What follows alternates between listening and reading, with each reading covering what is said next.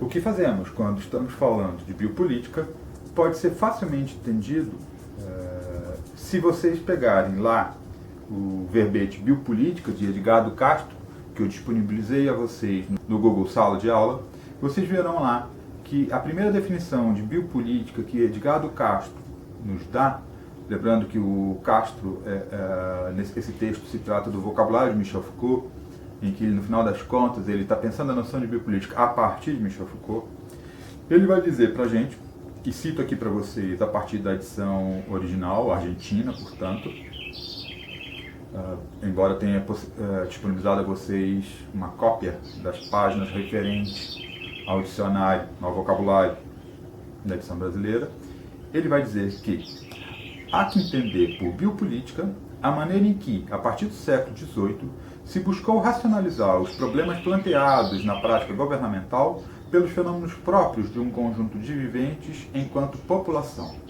Saúde, higiene, natalidade, longevidade e raça. Essa citação, na verdade, essa definição de biopolítica não é dada por Castro, mas é dada exatamente por Michel Foucault, num dos seus textos publicados numa obra chamada Ditos e Escritos, volume 3, página 818, e que é citada aqui por Edgardo Castro na edição argentina, na página 45 do verbete Biopolítica.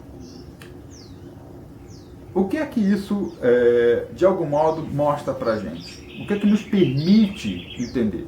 Me parece fundamental, então, perceber qual é o lugar que cabe a nós aqui, e essa é, inclusive, a posição que, de algum modo, eu advogo, de que a biopolítica, como um conceito, ela não deve ser pensada no sentido estrito de definir um nome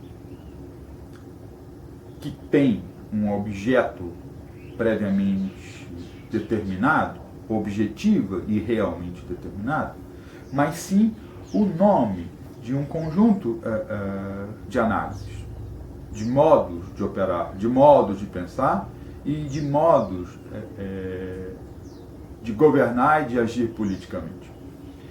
Isso tudo, no final das contas, nos permite pensar que mais importante do que compreender a biopolítica como sendo simplesmente um conceito definidor de um nome, ele é um conceito cuja finalidade primeira não é a de ficar adstrita a determinação precisa, nominativa de um objeto, mas sim com uma função. Qual é essa função? Uma função que eu diria para vocês que pode ser entendida, pelo menos, talvez, num duplo sentido. Num sentido hermenêutico e num sentido heurístico. Ainda que eu não possa precisar aqui o que viria primeiro entre hermenêutica e heurística, ou até mesmo se seria o caso de entender que são duas faces de um mesmo modus operandi e que implica nisso. Mas, de qualquer modo, o que eu estou querendo dizer? O que eu estou querendo dizer para vocês é que toda discussão que temos que fazer em termos de biopolítica, ela tem que ser pensada não como a maneira pela qual podemos determinar um objeto, mas criar, possibilitar, viabilizar estratégias interpretativas de determinados fenômenos. Estas estratégias interpretativas são exatamente, têm a ver ao mesmo tempo com isso que eu chamei há pouco de uma heurística e também de hermenêutica. Ou seja, trata-se de sabermos que com elas nós criamos uma aparelhagem conceitual que nos permite investigar um conjunto de fenômenos.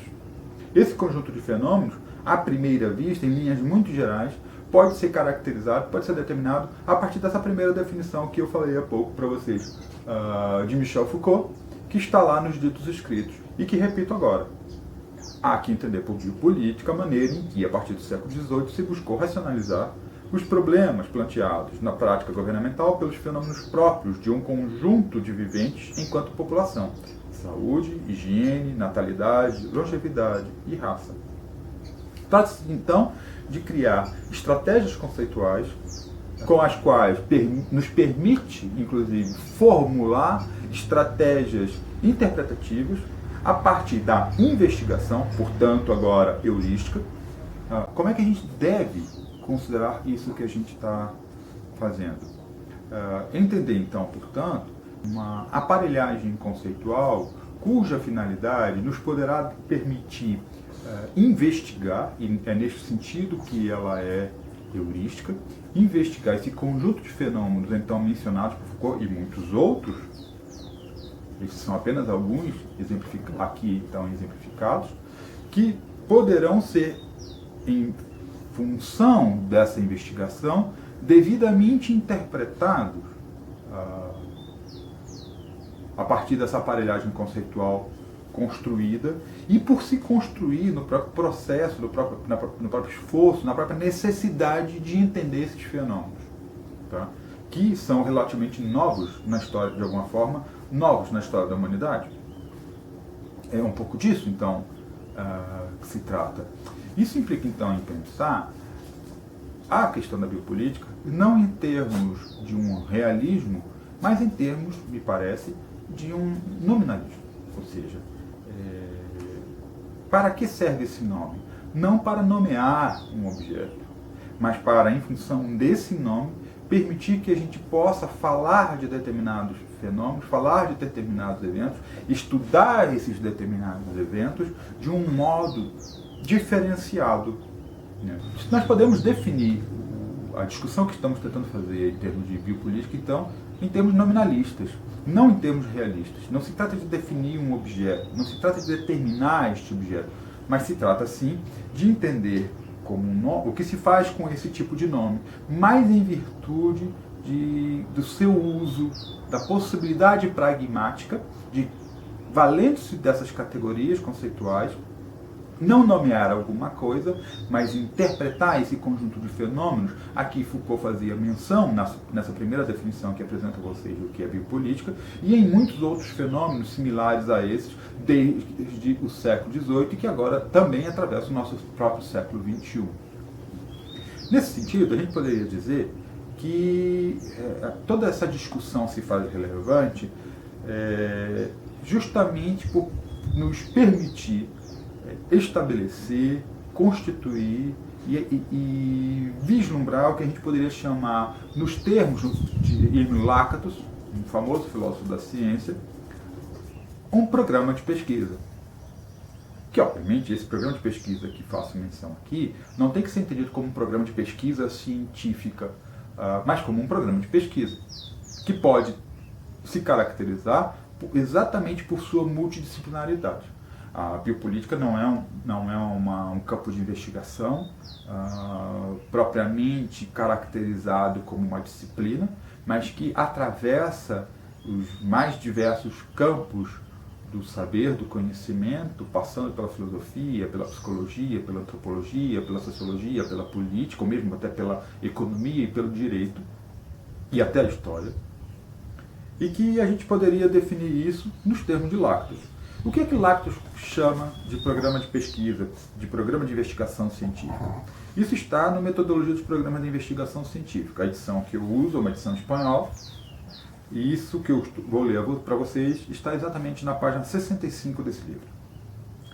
Analisei o problema da avaliação objetiva do crescimento científico em termos de mudanças progressivas e regressivas, de problemáticas para séries de teorias científicas. As mais importantes de tais séries no crescimento da ciência se caracterizam por certa continuidade que relaciona a seus membros. Esta continuidade se origina em um programa de investigação genuíno, concebido no começo. O programa consiste em regras metodológicas. Algumas nos dizem as rotas de investigação que devem ser evitadas, heurística negativa, e outras, os caminhos que devem seguir-se, heurística positiva. Esta é a definição grossamente apresentada por Lakatos do que é um programa de investigação científica e que está no seu livro, no volume 1 dos seus escritos filosóficos, da edição espanhola, A Metodologia de Investigação Científica, página 65. E em que medida isso nos importa? O heurística negativa se caracteriza por ter um núcleo firme do programa, diz ele na página 66 desse mesmo texto.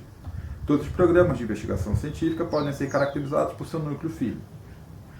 A heurística negativa do programa impede que apliquemos o modo Tollens a este núcleo firme. Pelo contrário, devemos utilizar nossa inteligência para incorporar, inclusive inventar hipóteses auxiliares que formem um cinturão protetor em torno a este centro, e contra elas devemos dirigir o modo Storm. O cinturão protetor de hipóteses auxiliares deve receber os impactos das constatações e, para defender o núcleo firme, será ajustado e reajustado, inclusive completamente substituído. Um programa de investigação tem isso se ele conduz a uma mudança progressiva de problemática. Fracassa se conduz a uma mudança regressiva. Fecha aspas. Vocês devem estar se perguntando, mas esse curso é de filosofia política ou de filosofia da ciência ou de filosofia da linguagem? Eu esclareço a vocês, é fundamental a gente fazer essas remissões à medida que nos auxiliam a entender melhor o nosso projeto de trabalho aqui.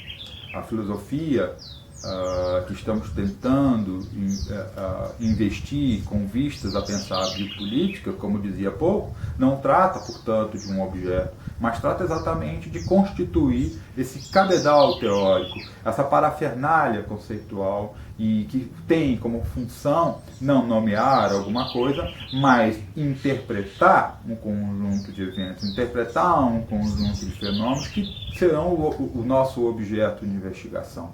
É disso que se trata, portanto.